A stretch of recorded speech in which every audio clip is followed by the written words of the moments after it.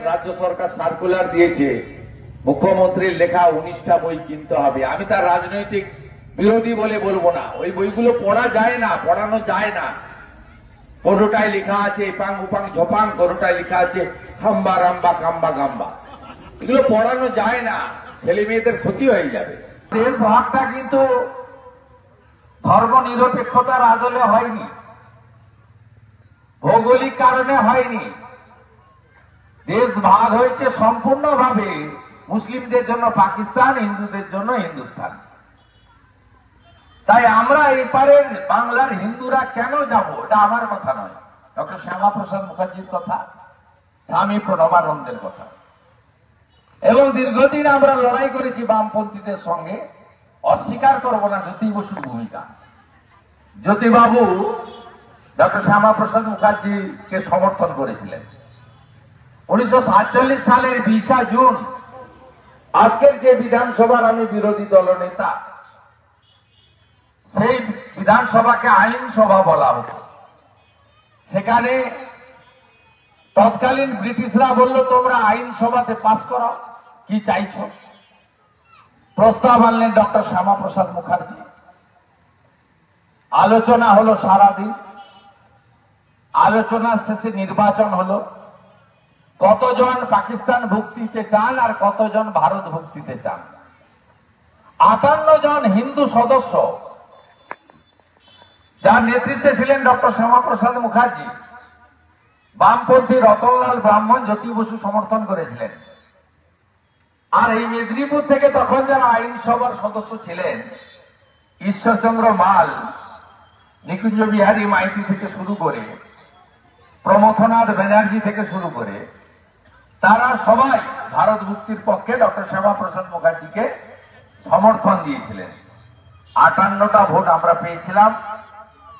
আর 21 জন মুসলিম আইনসভার সদস্য, তারা ভোট দিয়েছিল না, আমরা পাকিস্তানে যাব। 58 বেশি 21 কম, তাই আমরা ভারতে অন্তর্ভুক্ত হলাম 1947-এর 20 জুন। আপনি নিজে একটু বুকে হাত দিয়ে ভাবুন তো, আপনি যদি আজকে বাংলাদেশে থাকতেন, মঠ মন্দির আপনার অস্তিত্ব থাকতো? যখন 47-এ দেশ ভাগ হয়, বাংলাদেশে হিন্দুর সংখ্যা ছিল 33%। আজকে বাংলাদেশে হিন্দুরা প্রায় মুছে দিতে বসেছে 7%। কোথাও মঠ মন্দিরে অস্তিত্ব রাখে না, ধুতি পরতে দেবে না, মাথায় শিখা রাখতে দেবে না, মানে আমরা টিকি যাকে বলি, গলায় তুলসী রাখতে দেবে না, শাখা বলা রাখে না। দেখেন না ইউটিউবে, সোশ্যাল মিডিয়াতে ছবিগুলো, যাদের স্মার্টফোন আছে উঠে আসে। ডক্টর কুশল চক্রবর্তী, চট্টগ্রামের অধ্যাপক, তাকে কিভাবে মেরেছে তার পিকচার দেখেছেন? ফালা ফালা করে দিয়েছে। ইসকনের প্রচারক প্রান্ত দাস, তাকেও খুন করেছে চিন্ময় প্রভু, বিনা বিচারে জেলে। তাকে ফাঁসি দেওয়ার বন্দোবস্ত করছে মোল্লা ইউনুস। তাই ডক্টর শ্যামাপ্রসাদ মুখার্জিকে আমরা মনে রাখবো এই জন্য, তিনি বাঙালি হিন্দুদের জন্য হোমল্যান্ড দিয়ে গেছেন। আমরা আজকে ভারতে আছি। এই এলাকার মানুষের হয়তো অভাব আছে, কিন্তু বাড়িতে বাড়িতে শিক্ষা আছে। এখানকার মানুষ অত্যন্ত সচেতন মানুষ, তাই এখানকার মানুষজন সেই কাজটা করবে, তারা প্রকৃত দেশপ্রেমী। আপনারা সবাই ঐক্যবদ্ধ হন। আমরা আগামী দিনে ভালো কিছুর অপেক্ষায় আছি। আমরা স্কুলে স্কুলে এপাং ওপাং ঝপাং, আমরা সবাই ড্যাং ড্যাং। মুখ্যমন্ত্রীর লেখা এইসব বই আমাদের ছেলে মেয়েরা পড়ুক, আমরা চাই না। আমরা চাই স্কুলে স্কুলে ডক্টর শ্যামাপ্রসাদ মুখার্জিদের মতো, ক্ষুদিরাম বসুদের মতো, মাতঙ্গিনী হাজরাদের মতো, বিনয় বাদল দীনেশদের মতো এদের আত্মজীবনী সংগ্রাম পড়ানো হোক। আপনারা দেখবেন রাজ্য সরকার সার্কুলার দিয়েছে মুখ্যমন্ত্রীর লেখা 19টা বই কিনতে হবে। আমি তার রাজনৈতিক বিরোধী বলে বলবো না, ওই বইগুলো পড়া যায় না, পড়ানো যায় না। কোনোটায় লেখা আছে এপাং উপাং ঝপাং, কোনোটায় লেখা আছে হাম্বা রাম্বা কাম্বা গাম্বা। এগুলো পড়ানো যায় না, ছেলে মেয়েদের ক্ষতি হয়ে যাবে। ডক্টর শ্যামাপ্রসাদ মুখার্জির জীবনী পড়াতে হবে, তার আদর্শ পড়াতে হবে, তার অতীত জানাতে হবে নতুন প্রজন্মকে।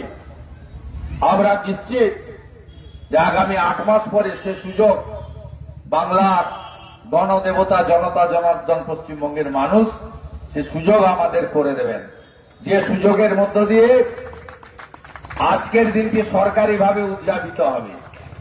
আমি সকালবেলা যখন রেড রোডে মালা দিতে যাই তখন জিজ্ঞেস করেছিলাম শ্যামাপ্রসাদ মুখার্জি স্মারক সমিতিকে যে যে ব্যবস্থা ছোটখাটো হয়েছে কে করেছে, পিডব্লিউডি? বলেছে না না, সরকারের কোনো ভূমিকা নেই। জিজ্ঞেস করলাম সরকারের কেউ মালা দিতে এসেছে? বললাম না, আসেনি।